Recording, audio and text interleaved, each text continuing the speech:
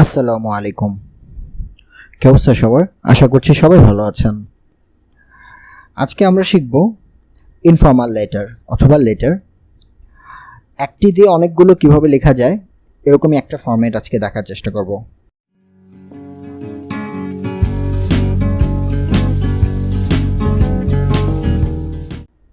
কি ধরনের letter question হয়ে থাকে একটা নমুনা আগে একটু দেখে নেই। Suppose you have a friend named Asif অথবা Asma living at 57/1 green road Dhaka. আচ্ছা, এটা অর্থ হচ্ছে তোমাকে ধরো, সাপোজ মানে ধরো তোমার একজন ফ্রেন্ড আছে যার নাম হতে পারে আসিফ অথবা আসমা, যে কিনা থাকে হচ্ছে 57/1 গ্রিন রোড ঢাকাতে। হি অথবা শি, মানে আসিফ হলে হি, মেয়ে হলে she, wants to know what you intend to do after the HS examination. HS এক্সামিনেশনের পরে তার কি করার প্ল্যান আছে। Now write a letter to your friend telling him or her what you intend to do after the HS examination. আচ্ছা, এখন তুমি তোমার ওই বন্ধুর কাছে একটা লেটার লিখো, তুমি এইচএসসি পরীক্ষার পরে কি করতে চাও। আচ্ছা, এই ধরনের কোশ্চেন সাধারণত হয়ে থাকে।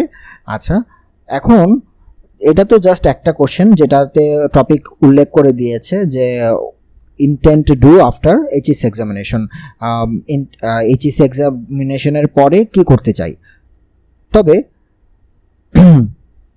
যদি বলে হচ্ছে write a letter to your friend telling him or her about, এতটুকু দিয়ে যদি যে কোনো একটা টপিক দিয়ে দেয়, সেই ক্ষেত্রে যদি বলে যে আর কি একটা ফ্রেন্ডের কাছে একটা লেটার লেখো, কি টপিক, সেটা বিভিন্ন ধরনের টপিক হতে পারে। এই সব ক্ষেত্রে আমরা একটা লেটার ফরম্যাট ইউজ করে অনেকগুলো টপিক শেষ করতে পারবো। আমি একটু বলে রাখি, এইটা যারা হায়েস্ট নাম্বার পেতে চাও, লাইক 10 নম্বরের থেকে 10ই পেতে চাও বা 9.5 পেতে চাও, তাদের জন্য এই ফরম্যাটটা কিছু কিছু অংশ অ্যাভয়েড করা ভালো হবে। এটা হচ্ছে তাদের জন্য যারা অনেক অনেক টপিকের লেটার অনেক মুখস্থ করতে সক্ষম হও না বা পারো না বা মনে রাখতে পারো না, তাদের জন্য এটা। আমি কিছু টিপস শেয়ার করব, এটা থেকেও কিভাবে 9.5 10 পর্যন্ত পাওয়া যেতে পারে। আচ্ছা, কি ধরনের টপিক হতে পারে? প্রথম হতে পারে স্টাডি ট্যুর অথবা picnic, adjust to the new food and place, বন্ধুর কাছে বললে যে তুমি নতুন প্লেস, নতুন জায়গা এবং নতুন খাবারের সাথে কিভাবে অ্যাডজাস্ট করছো। Experience of A train journey, অথবা সেটা রিভার জার্নিও হতে পারে। প্রসিজিওর অফ কলেজ অ্যাডমিশন, কলেজের অ্যাডমিশন অথবা স্কুলের অ্যাডমিশনের প্রক্রিয়াটা কি, সেটা তুমি তোমার ফ্রেন্ডের সাথে শেয়ার করতে পারো।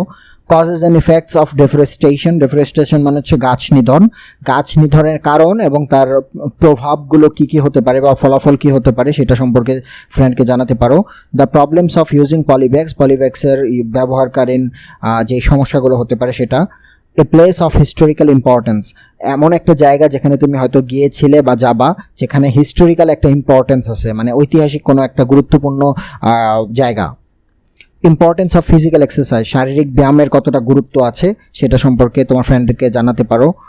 অ্যাবাউট ইয়োর ফেভারিট স্পোর্ট, মানে যেই স্পোর্টটা, মানে যে খেলাটা তোমার প্রিয়, সেটা তোমার ফ্রেন্ডকে জানাতে পারো।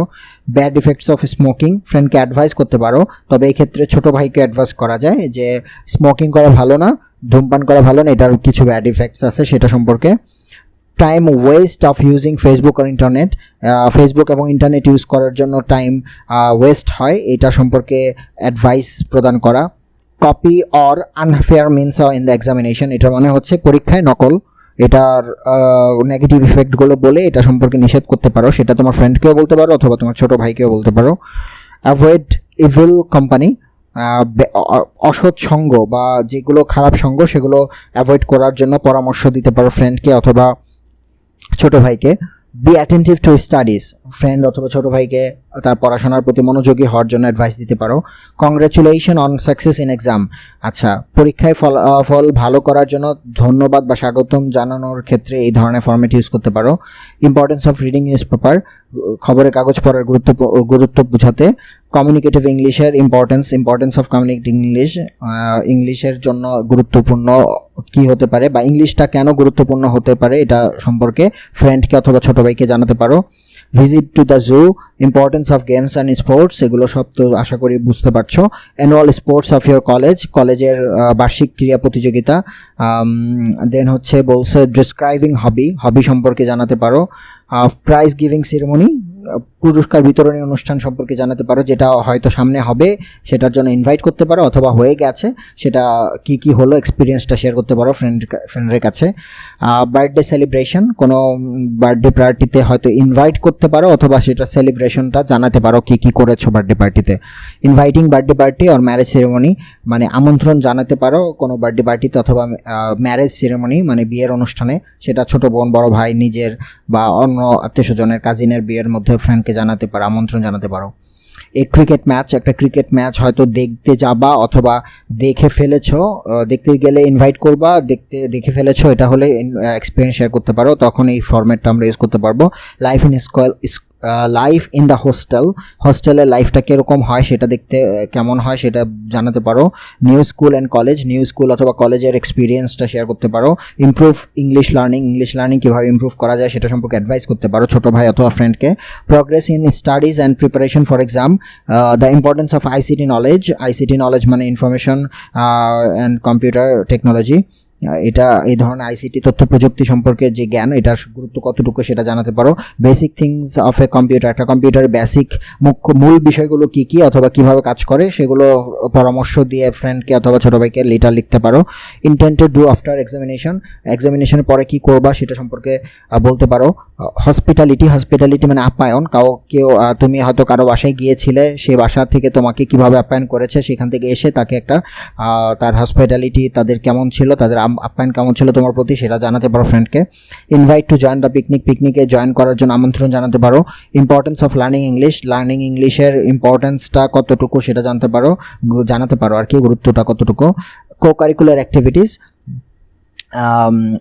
কোকারিকুলার অ্যাক্টিভিটিস মানে বিভিন্ন ধরনের অ্যাক্টিভিটিস, কার্যকলাপ যেগুলো খেলা রিলেটেড বা শারীরিক ব্যায়াম রিলেটেড হয় অনুষ্ঠানের মতো করে, সেগুলো সম্পর্কে জানাতে পারো, আমন্ত্রণ জানাতে পারো।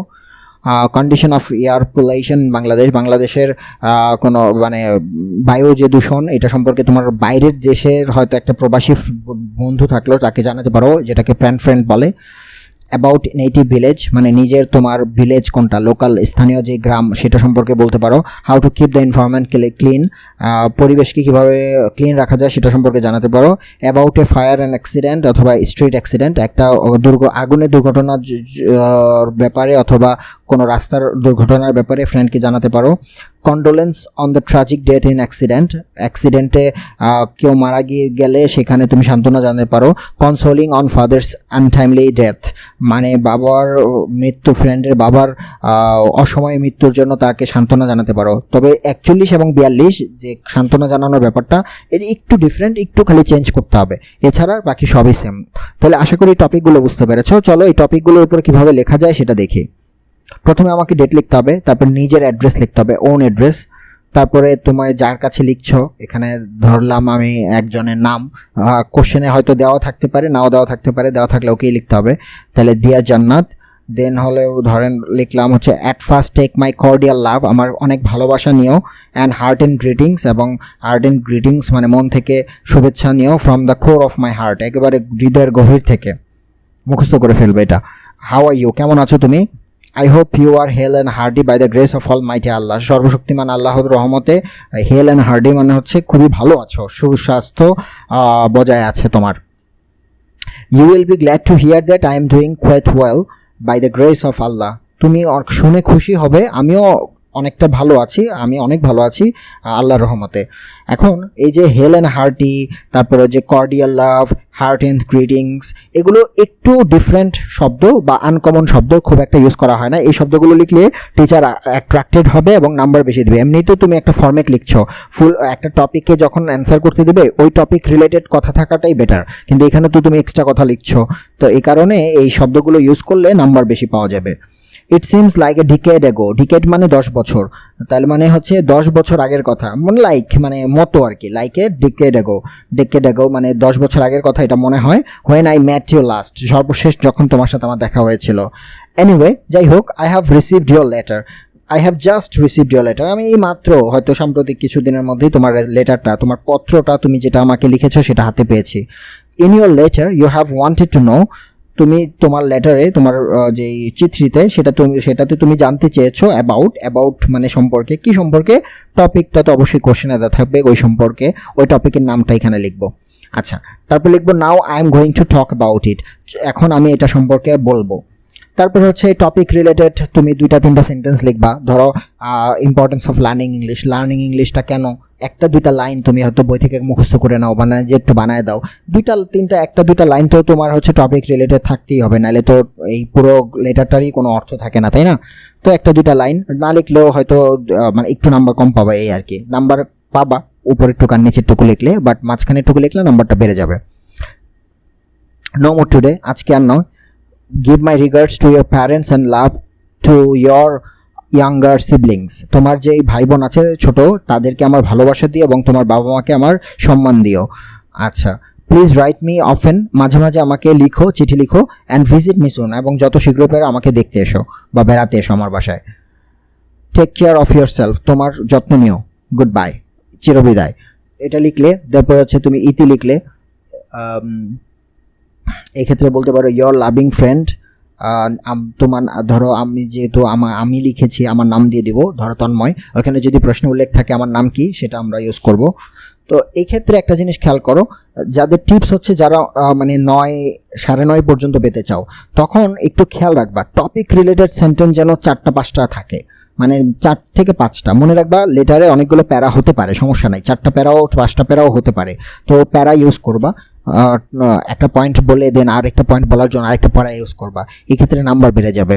আর 2 পেজ, প্রথম পেজ থেকে শুরু করে দ্বিতীয় পেজে লেটার লিখতে হয়, তবে দ্বিতীয় পেজ থেকে তৃতীয় পেজে যেন না যায়, প্রথম পেজ এবং দ্বিতীয় পেজ, হ্যাঁ, এই ক্ষেত্রে যেন আসে। 3 এবং 4, 4 এবং 5 এভাবে যেন আসে, হ্যাঁ। সরি, প্রথম হচ্ছে 1 আর 2 আসবে, তারপর 3 আর 4 আসবে, 2 আর 3 আসবে না, ঠিক আছে? আবার 4 আর 5 আসবে, 5 আর 6 আসবে না। আচ্ছা, এরকম আর কি, এভাবে লেটার লিখতে হবে। তারপরে ধরো কিছু টপিক আছে, যেমন আমি বলেছিলাম একটু ডিফারেন্ট, সেটা হচ্ছে অ্যাক্সিডেন্ট বা ডেথ। এই ক্ষেত্রে এই যে প্রথমে আমার ভালোবাসা নিও, তুমি ভালো আছো, আমি তোমার লেটার পেয়েছি, এত কিছু লেখার প্রয়োজন হবে না। এই ক্ষেত্রে আমরা শুধুমাত্র এখানে ইউজ করব অ্যাট ফার্স্ট গ্রিটিংস, এই এতটুকু লিখবো। At first greetings from my core, take my greetings, এতটুকু লিখবো। তারপরে লিখবো হাউ আর ইউ, তুমি কেমন আছো।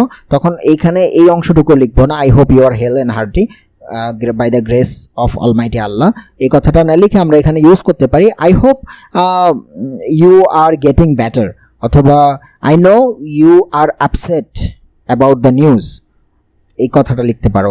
তারপরে you will be glad that, এই কথাটা বলার প্রয়োজন নেই, এখান থেকে কোনো অংশটুকুই প্রয়োজন নাই, জাস্ট এতটুকুই বলবা যে I have just received your letter, আমি তোমার লেটারটা পেয়েছি।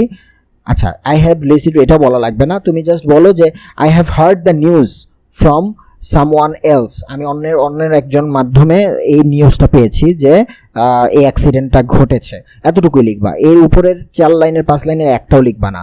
তবে অ্যাক্সিডেন্ট ডেটের ক্ষেত্রে কি লিখতে পারো, আমি কয়েকটা লাইন লিখে দিই। It is very difficult to accept the death, মৃত্যু আসলে মেনে নেওয়া খুবই কঠিন, but no one can change the decree of Allah, মানে আল্লাহর যেই নির্ধারিত বিষয় এগুলো কেউই পরিবর্তন করতে পারবে না।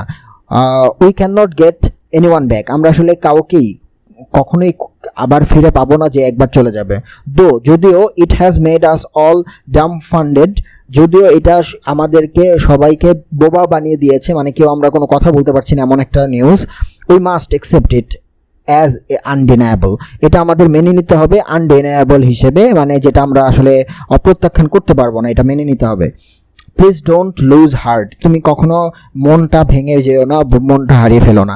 এই লাইনগুলো লিখতে পারো প্রথম 4-5 লাইনের বদলে, হ্যাঁ, এটা যে কোনো ট্র্যাজিক অ্যাক্সিডেন্টের ক্ষেত্রে লিখতে পারো। তারপরে হচ্ছে সবচেয়ে ইম্পর্টেন্ট পার্ট, সেটা হচ্ছে একটা খাম দেয়া, খাম অবশ্যই দিতে হবে।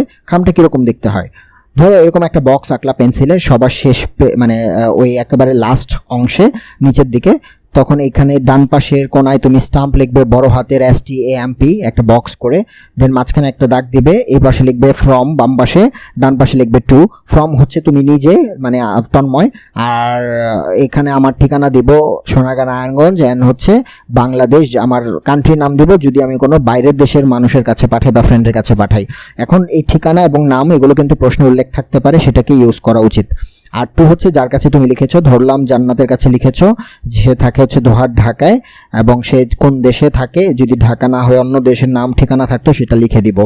আর অবশ্যই নামটাম প্রশ্নের ভিতরে খেয়াল করবা, কারণ অনেক প্রশ্নের ভিতরে নামটাম সাধারণত দেয়াই থাকে। তো এই হচ্ছে লেটার। আশা করি মোটামুটি বুঝতে পেরেছো। এইগুলো লিখলে মোটামুটি কমপ্লিট হয়ে যাবে। একটা এই লেটার ফরম্যাট দিয়ে যে কোনো ফ্রেন্ডকে অ্যাডভাইস করো, অথবা ছোট ভাইকে অ্যাডভাইস করো, ফ্রেন্ডকে দাওয়াত দাও, বা কিছু সম্পর্কে এক্সপিরিয়েন্স শেয়ার করো, সেগুলো কমপ্লিট হয়ে যাবে। যদি কোনো কোশ্চেন থাকে জিজ্ঞেস করতে পারো, একটা লাইক করতে পারো যদি ভিডিওটা ভালো লাগে থাকে, আর পরামর্শ দিতে পারো এরপরে কী নিয়ে ভিডিও বানানো উচিত, তোমাদের কী প্রয়োজন। ভালো থাকবে। আসসালামু আলাইকুম।